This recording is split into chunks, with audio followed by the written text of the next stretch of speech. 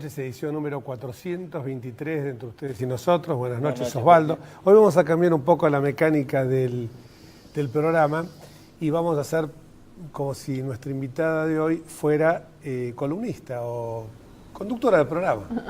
Laura Alonso, buenas noches. Hola, ¿cómo están? Buenas noches. Se trata de la diputada Laura Alonso y como no tenemos para hacer una cosa, para cumplir con el cupo aparte, ¿no? Claro.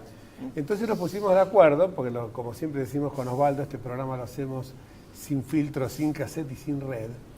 Entonces decidimos, y por supuesto contamos con la aquiescencia de la invitada, de que íbamos a tratar distintos temas, algunos que por cierto no mueven o borran esta sonrisa inicial que tenemos al comienzo del programa, como es el caso de lo que está ocurriendo actualmente en Siria, con la posibilidad de una intervención militar, otra más, por parte de los Estados Unidos de América, que en este caso el gobierno de Obama contaría exclusivamente con el apoyo de Francia para una intervención militar en Siria, con motivo de los gravísimos sucesos que ocurren en ese país del Medio Oriente, con un régimen despótico, por cierto, el de Bashar al-Assad, pero frente a una oposición que tampoco se caracteriza por tener credenciales democráticas bien sustentadas.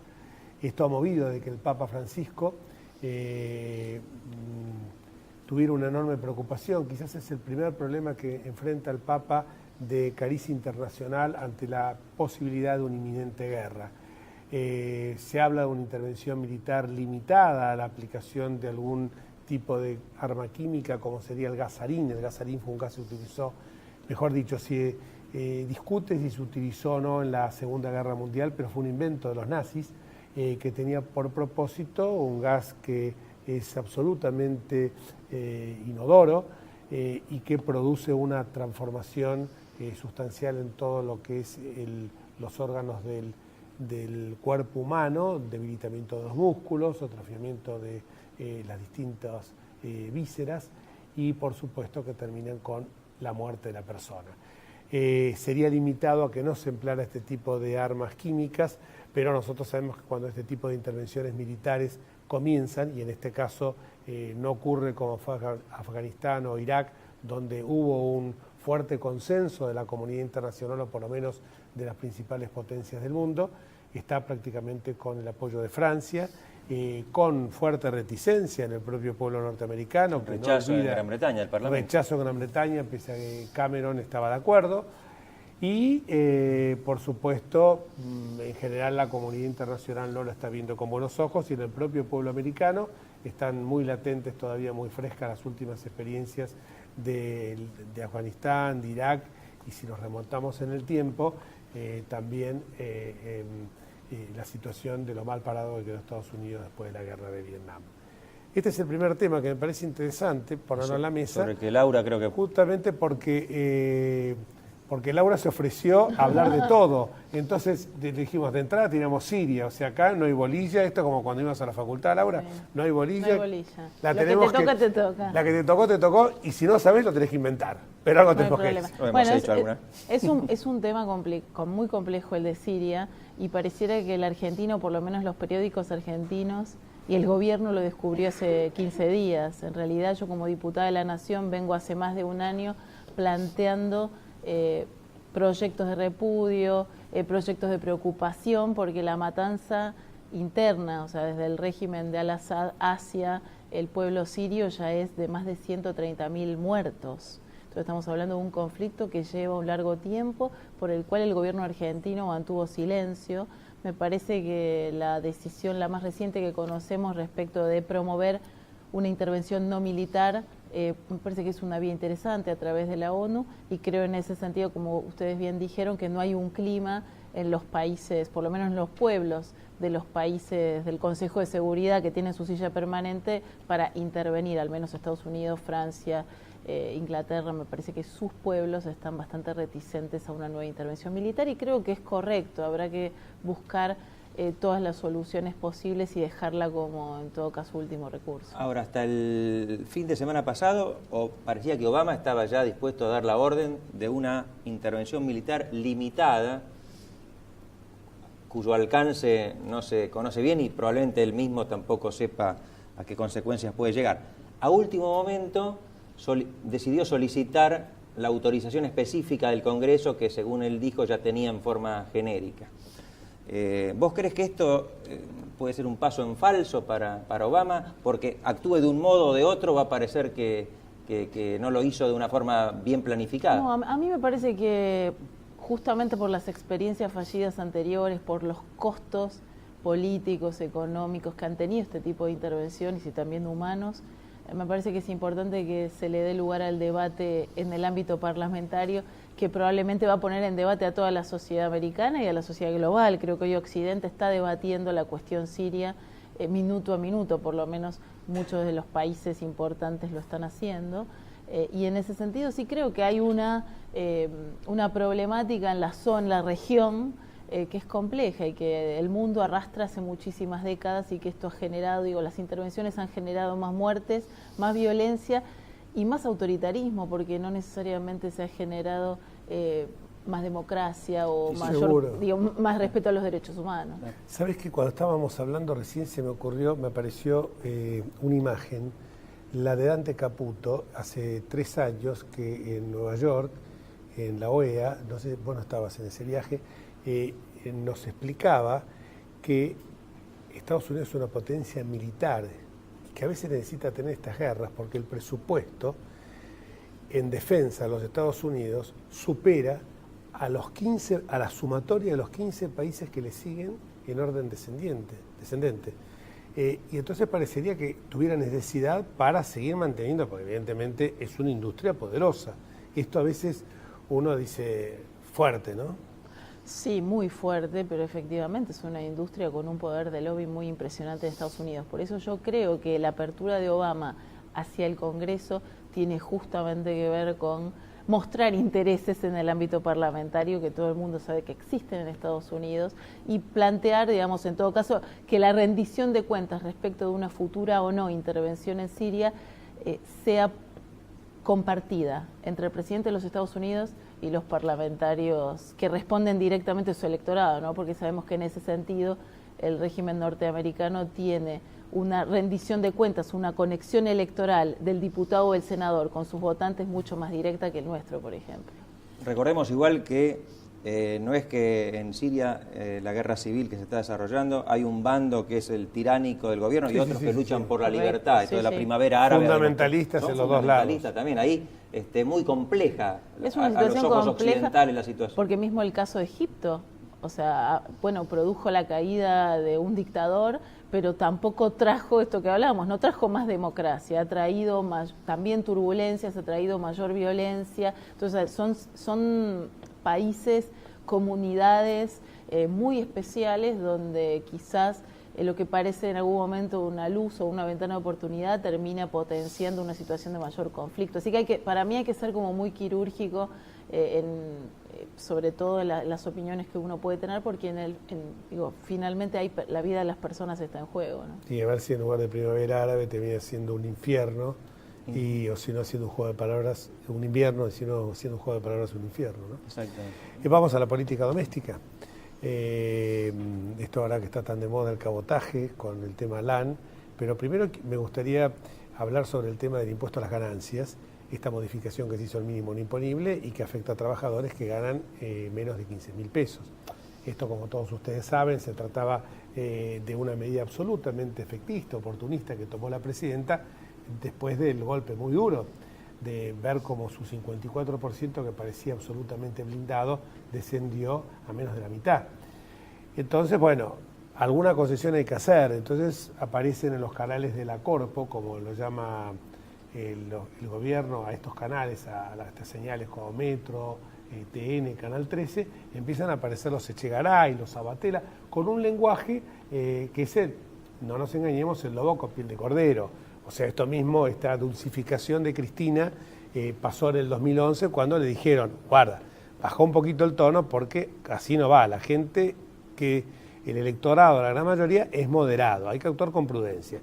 Y entonces una de las banderas de la oposición, que por supuesto no era exclusivamente de Sergio Massa, pero bueno, él fue con su triunfo en la provincia de Buenos Aires quizás un poco la voz cantante, pero también esto lo tenía el PRO, lo tenía la Unión Cívica Radical como una bandera, que era justamente elevar el monto del mínimo imponible y para que evidentemente hubiera un número menor de personas que pagaran impuestos a las ganancias, a partir de esa frase que acuñaron los sindicalistas de que el salario no es ganancia. Yo creo que el salario hasta un límite no es ganancia por el carácter alimentario que tiene, pero pasado el mismo. Entonces parecería que estamos ante una actitud totalmente oportunista. Digo oportunista porque, en primer lugar, si lo hubieran querido hacer con un sano propósito, lo hubieran hecho con carácter retroactivo, o no acuciados surgidos por las elecciones de las PASO. Y además por ley. Y además por ley. De un modo permanente. Vos en esto también has tenido intervención. Sí, estamos teniendo en el medio del debate. Me parece, como vos bien dijiste, que la cuestión del impuesto a las ganancias, el mínimo no imponible, está en la agenda parlamentaria suspendida o cajoneada hace muchos años. No es algo que la oposición empezó a discutir hace un mes o después de las PASO. Y en ese sentido creo que una vez más se revela que el gobierno de Cristina Kirchner es el gobierno del parche. Es el gobierno de la improvisación. Acá no hay planificación. Y la verdad es que cuando yo comparo, por ejemplo, lo que ha sido también en la discusión de los aumentos impositivos en la Ciudad de Buenos Aires, siempre se ha hecho en el marco de una planificación. Y se ha sabido claramente para qué y en dónde se iban a aplicar esos nuevos recursos. Y acá me parece que la discusión de fondo es primero la inflación, o sea que este supuesto alivio al salario o al bolsillo en realidad en 3 meses se licúa, y me parece que el segundo tema es el excesivo gasto y el déficit que tiene hoy el presupuesto nacional. O sea, la presidenta debería en realidad, antes de plantear esta discusión, que es una buena discusión, resolver la cuestión de la inflación, primero reconociéndola y en segundo lugar revisando dónde hay gasto superfluo. Porque todos encontramos, y eso le pasó a Mauricio cuando llegó a la Ciudad de Buenos Aires, que hay áreas que están financiadas o sobrefinanciadas, que gastan recursos que se van a distintas a cosas que no son verdaderamente las que la ciudadanía requiere o la calidad de los servicios públicos que se requieren y demás. Entonces creo que la presidenta debería revisar si Fútbol para Todos sigue siendo el negocio, sigue siendo importante, sobre todo en un contexto de crisis económica, u otro tipo de gastos como la publicidad oficial, que hoy mantiene un aparato de medios paraoficial a través de un financiamiento brutal. Entonces me parece que hay cuestiones que la presidenta, antes de crear, por ejemplo, nuevos impuestos, que es esta la discusión que hay esta semana en la Cámara de Diputados, debería estar revisando en qué está gastando el dinero de todos los argentinos. Y te agrego otra cosa, no solo hay gasto superfluo, hay corrupción y hay mucho dinero que financiamos los argentinos con nuestros impuestos que se han ido a las cuentas bancarias, a las bóvedas, a las casas de fines de semana de muchos funcionarios. Cuando dijiste la política del parche, yo dije la política del parche enseguida, eso sí, el parche para tapar agujeros y el parche del ojo. Sí. Las dos cosas, muy bien. A ver, y es esa fuga hacia adelante también, ¿no? Es resuelvo el problema con el parche por unos meses y después vemos. O sea, no hay mirada de futuro en el gobierno de Cristina Kirchner. No, además, como no hay planificación, esfuerzo fiscal, como se dice, que de hecho lo es para el Tesoro, no tiene una financiación asegurada, con lo cual le van a dar la maquinita, se va a generar mayor inflación. Y aparte todos los que tenemos cierta edad como nosotros, sabemos que ha habido momentos donde los gobiernos han pedido determinado esfuerzo de ahorro o sacrificio a los sindicatos, a la ciudadanía en general. Y me parece que a partir de reconocer situaciones económicas difíciles, el problema aquí que tenemos es que tenemos un gobierno nacional que niega la realidad. Y entonces salir de esa mentira me parece que es imperioso y creo que es lo que han votado casi 8 de cada 10 argentinos el 11 de agosto. Hablamos también del tema vinculado no solamente con el impuesto a las ganancias, sino también con otras situaciones que se dan, como por ejemplo el tema del AN, que es un tema que realmente preocupa porque está lesionando nuestras relaciones con países vecinos, como ya ocurrió antes con el Uruguay. Pero para hablar de este tema, primero vamos a una pausa y después nos metemos además, porque no nos olvidemos que Laura es candidata, vino a conducir el programa, pero es candidata a diputada nacional para revalidar su título que hoy tiene en tal carácter. Pausa.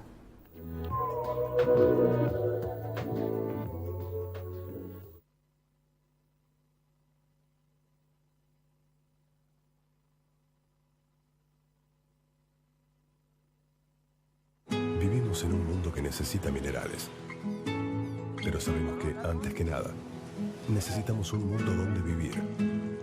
Cámara Argentina de Empresarios Mineros, por una minería limpia, segura y sustentable.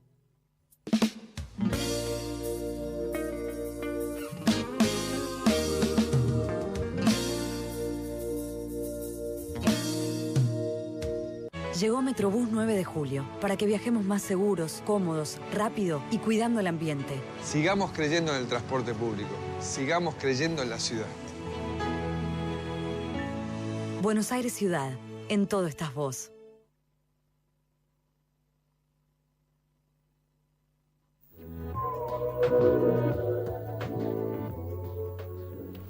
Les voy a dar una buena noticia. Hoy a la tarde, mejor dicho, sabrán que Ricardo Jaime, por una causa absolutamente minúscula, fue condenado a 6 meses de prisión en suspenso, lo cual es todo una novedad que un kirchnerista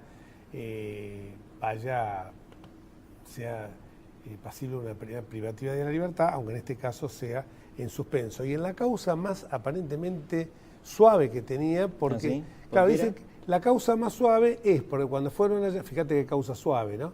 Que cuando fueron a allanarlo por un tema de enriquecimiento ilícito, había unas tarjetas particulares que lo comprometían.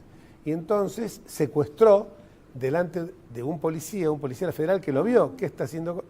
Parece que se estaba metiendo las tarjetas en el bolsillo, o sea que estaba obstaculizando la acción de la justicia.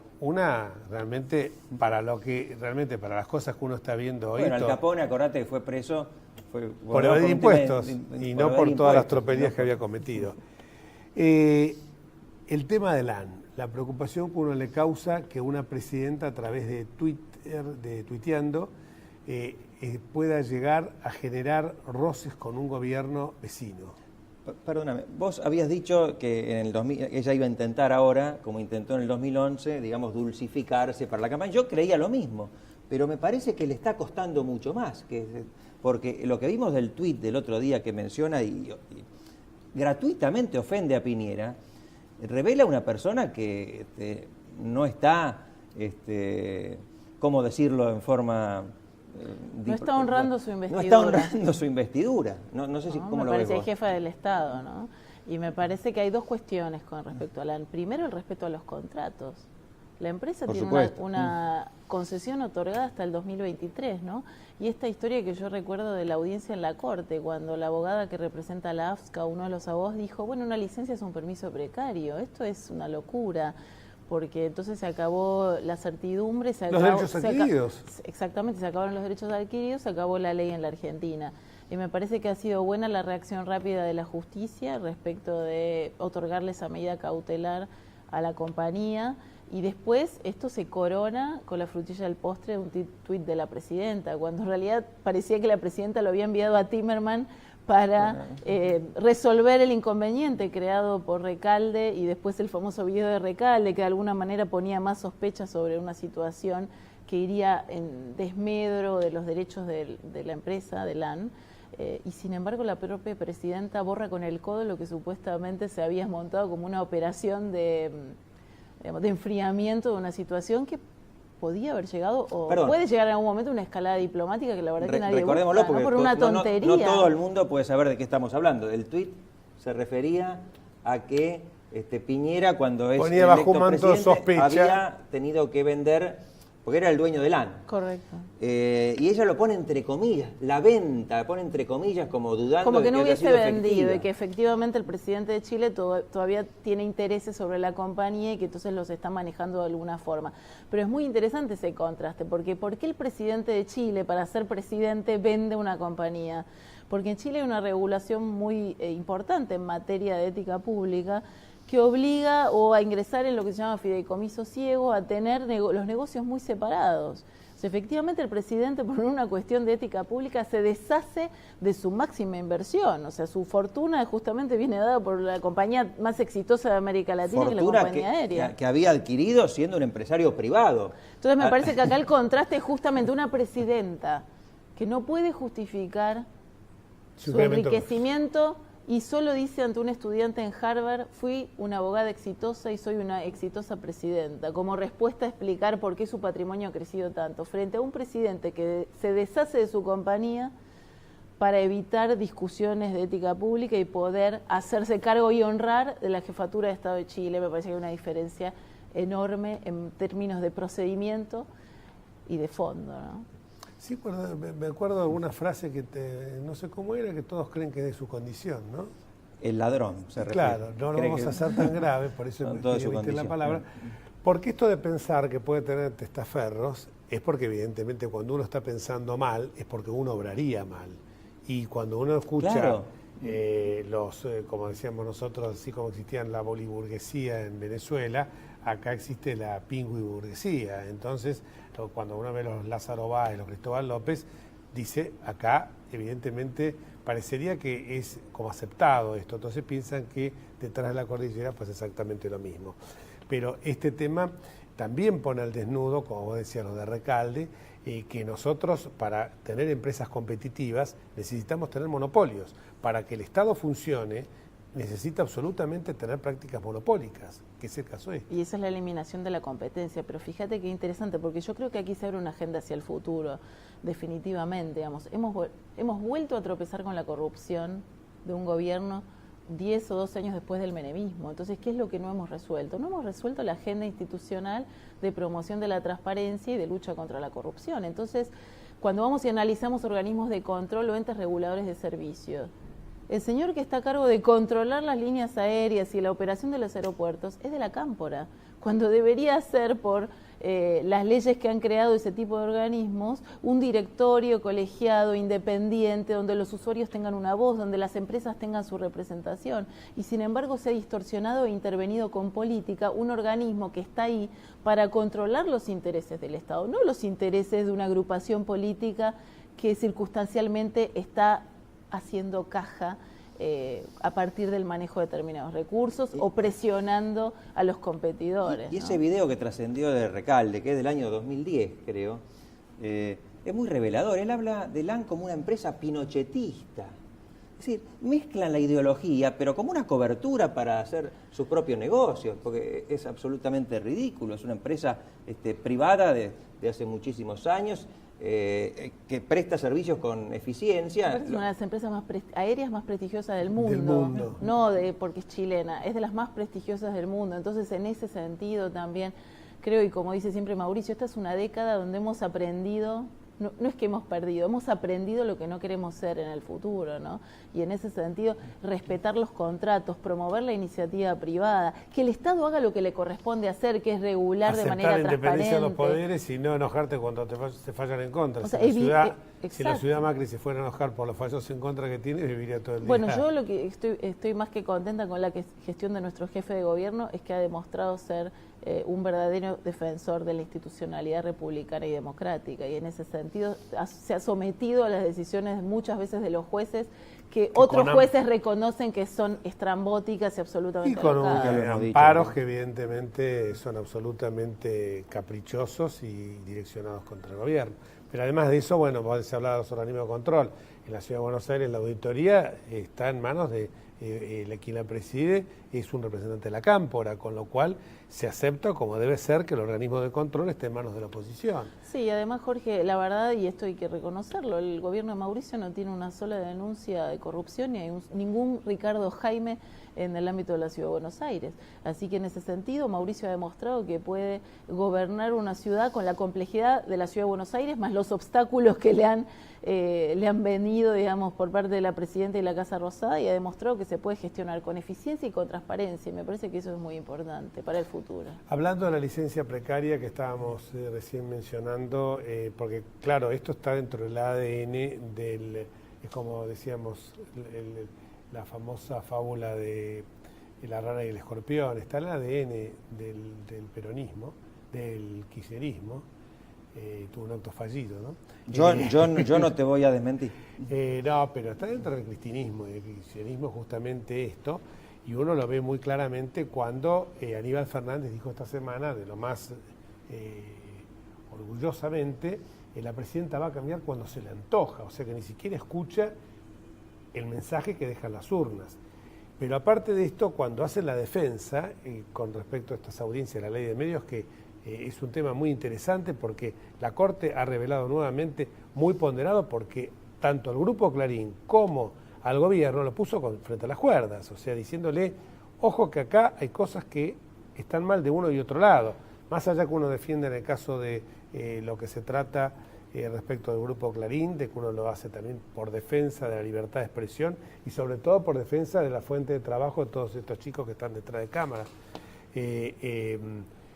Pero además de eso, cuando uno ve esto que dice, bueno, las licencias son precarias, las puedo, lo que dijiste vos, Laura, esto habla de una peligrosidad, porque ya no es el Moreno que con un telefonazo le dice no se publican más los avisos en los supermercados de las ofertas que vienen. Pero aparte, Jorge, esta gente que hoy nos gobierna, este grupo que hoy nos gobierna, le ha generado una cantidad de juicios al Estado argentino que vamos a tener que pagar nosotros en 5, 10 o 20 años.